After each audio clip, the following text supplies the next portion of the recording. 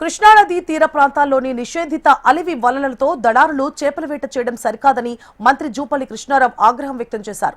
అలా చేయడం వల్ల మత్స్యకారులు ఉపాధి కోల్పోతున్నారని మండిపడ్డారు. ఇరు రాష్ట్రాల ఉన్నతాధికారులతో సమావేశం ఏర్పాటు చేసి కృష్ణానదిలో అలివి వలలతో చేపల వేట కొనసాగిస్తే కఠిన చర్యలు తీసుకుంటామని మంత్రి జూపల్లి కృష్ణారావు హెచ్చరించారు.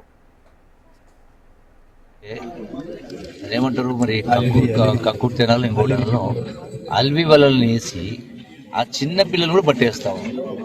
అంటే బంగారు బాతుగుడ్డు వ్యవహారం. బంగారు బాతు అంటే ఆ బంగారు పట్టిందని మొత్తం ఒకటేసారి పోసేస్తే ఇది ఎలా ఉంటుంది.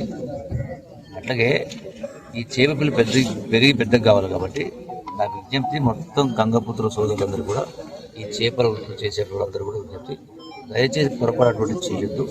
అట్లాగే గౌరవ సంబంధిత మంత్రి గారితో మాట్లాడి శ్రీధర్ గారితో మాట్లాడి కర్నూలు జిల్లాకు సంబంధించినటువంటి